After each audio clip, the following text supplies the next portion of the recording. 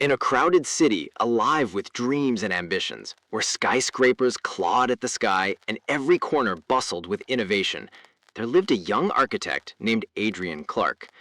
From a very young age, Adrian had been enamored with the beauty of design, the symmetries of cathedrals, the soaring arcs of bridges, the elegance of glass buildings that reflected sunlight like a prism. His talent was unquestionable, and many praised him as a visionary of his generation. But Adrian had one flaw that shadowed his brilliance. He needed recognition like oxygen. Whenever he presented his work, he sought not only approval, but admiration, almost demanding others acknowledge that he alone was the mind behind the brilliance.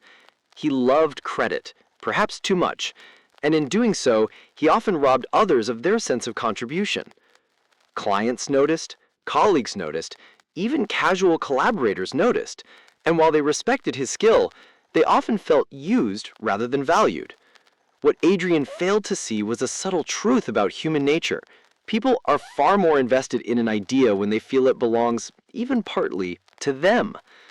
This truth was waiting to humble him, and soon it would arrive in a way that would forever transform his career, his relationships, and even the way he understood leadership.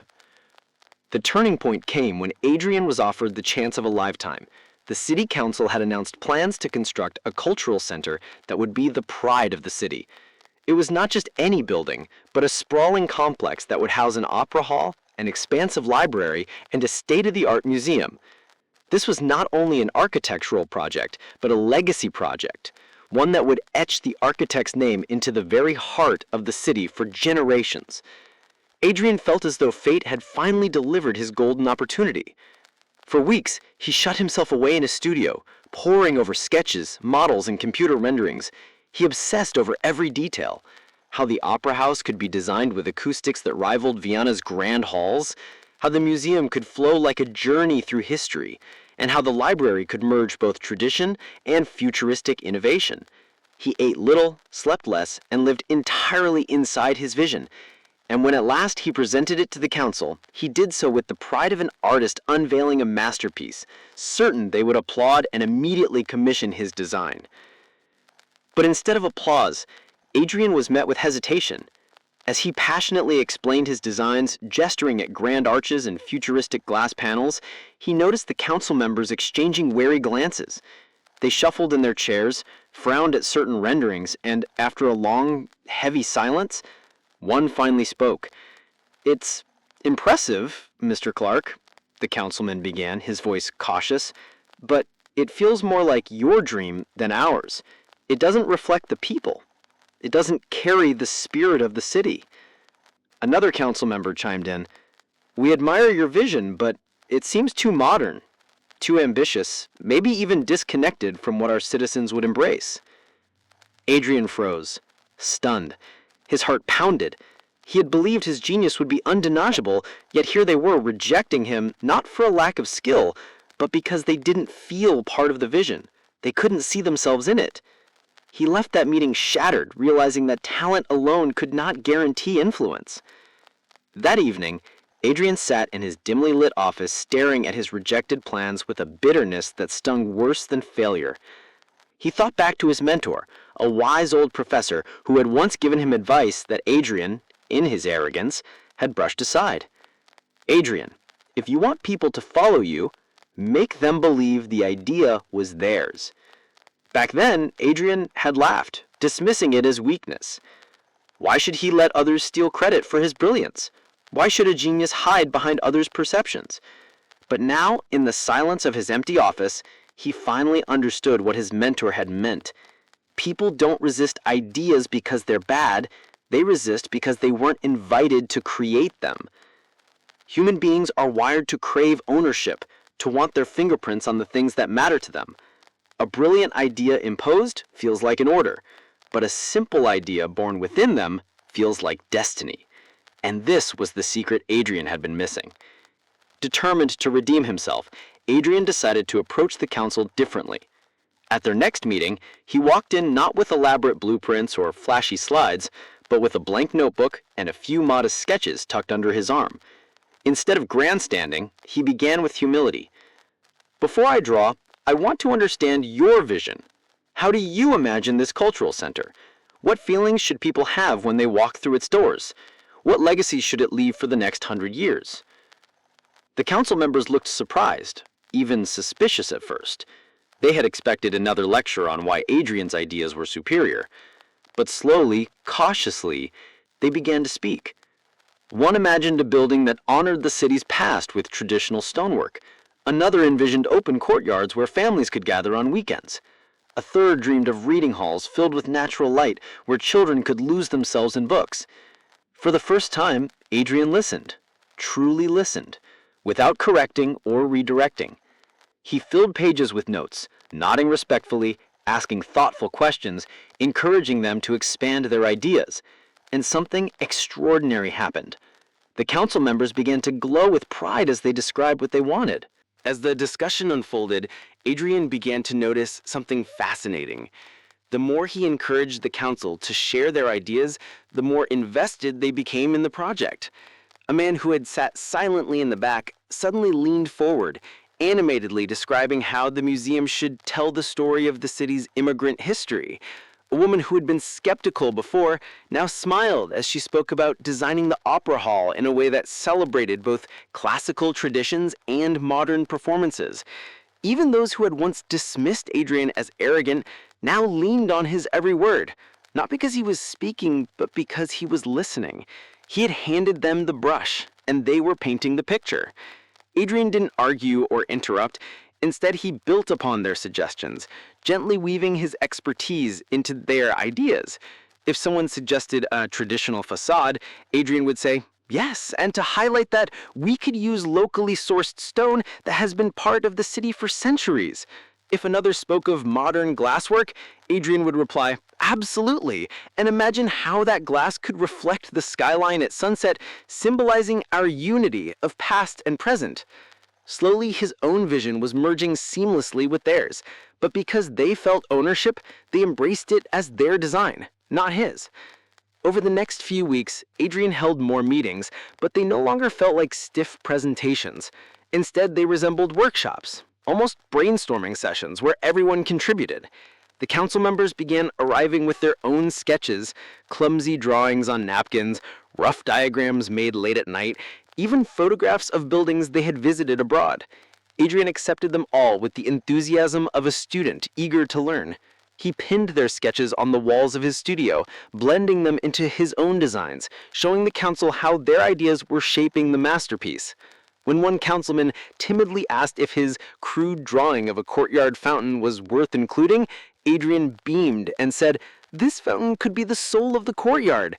Imagine families gathering around it in the summer evenings. It will be remembered for generations." The councilman's eyes lit up with pride, as though he himself were an architect. And in that moment, Adrian realized something profound. Leadership was not about outshining others, but about igniting the light within them. By the time Adrian presented the final proposal, the mood in the council chamber was entirely different from that first cold rejection. This time when he unveiled the design, he began with the words, "Here is our vision." He emphasized how each member's contribution had shaped the project. The traditional stonework one had suggested, the open courtyards another had insisted on, the museum that reflected the stories of immigrants, the library bathed in natural light, and the courtyard fountain that became a beloved gathering place. As the drawings appeared on the screen, the council members nodded vigorously, smiling at one another, whispering, "That was my idea." They no longer felt like they were approving someone else's grand ambition. They felt as if they themselves were building the cultural center. And so when the vote came, it passed unanimously, with an energy of excitement and unity that Adrian had never witnessed before. He had learned the most important lesson of his career. Credit doesn't build trust, but shared ownership does. Construction of the Cultural Center became a citywide project, not just because of its design, but because of how the idea spread. The council members, now fully invested, spoke proudly to their constituents, saying things like, "Wait until you see the courtyard I helped design," or "You'll love the library wing we envisioned." Ordinary citizens began to feel that the building was theirs too, that it reflected their heritage, their dreams, their values. When groundbreaking day came, the crowd was larger than anyone had expected. Families brought children. Musicians played in the streets, and newspapers described the event not as Adrian Clark's project, but as the People's Cultural Center. And strangely, although his name wasn't being celebrated in headlines, Adrian didn't feel diminished. He felt greater than ever because he realized influence wasn't about being the star, but about helping others see themselves as part of the story. The finished cultural center was breathtaking, blending tradition and innovation in ways few had thought possible. The Opera House rivaled Europe's great halls. The museum told the story of the city's diverse heritage.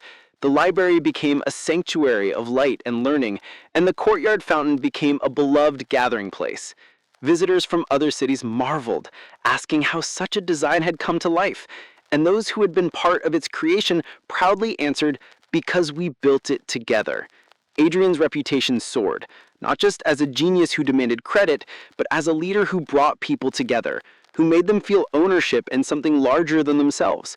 Other cities sought his services, not just for his architectural talent, but for his ability to unite people under a shared vision. Adrian finally understood what his mentor had tried to teach him years ago.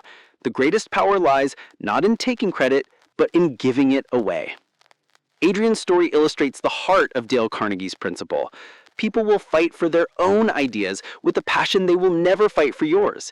If you impose an idea, even if it's brilliant, people resist it because it feels foreign, alien, not their own. But if you guide them, if you ask questions, if you let them shape the vision, they embrace it wholeheartedly, defend it fiercely, and work tirelessly to make it succeed.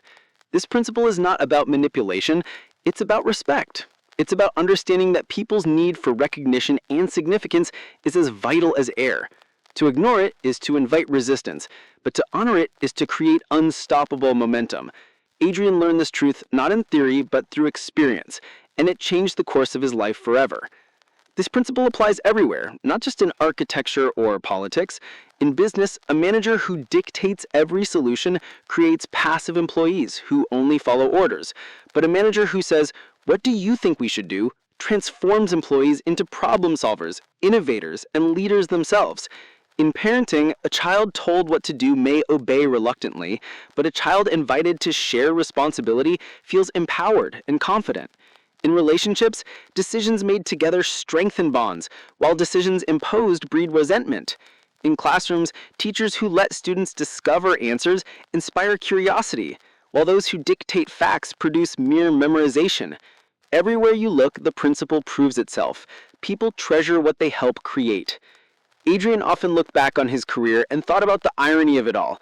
When he chased recognition, he received little. When he craved credit, he was met with resistance.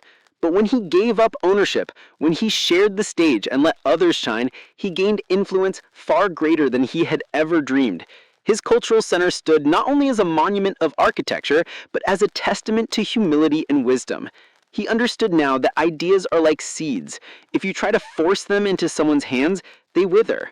But if you let someone plant the seed themselves, they will nurture it as their own and watch it bloom with pride. Years later, when Adrian was invited to speak at universities, he didn't talk about design or engineering. He talked about people. He told students that talent would take them far, but only humility, empathy, and the ability to let others feel ownership would allow them to leave a legacy. He told them about his failures, about the bitter sting of rejection when he had tried to impose his brilliance, and about the joy he found when he finally understood the power of making others the heroes of the story. His words resonated not just with architects, but with leaders, entrepreneurs, parents, and young dreamers from all walks of life. And every time, he ended with the same message. If you want people to join you, don't insist the vision is yours. Make it theirs. Then watch how far they'll go. The principle, let the other person feel that the idea is theirs, is not merely a tactic, it is a philosophy of influence, leadership, and life. It teaches us that people are not vessels to be filled with our brilliance, but partners in creation who long to be recognized, valued, and included. Adrian's story is proof that when you give away credit, you don't lose it, you multiply it. When you let others own the vision, you don't fade, you rise higher than ever.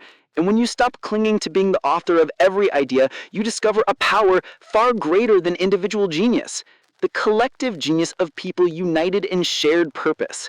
That is the power that builds not only cultural centers, but families, companies, communities, and nations. And that is why Dale Carnegie's principle, though simple, is one of the most transformative truths any leader, dreamer, or human being can ever embrace.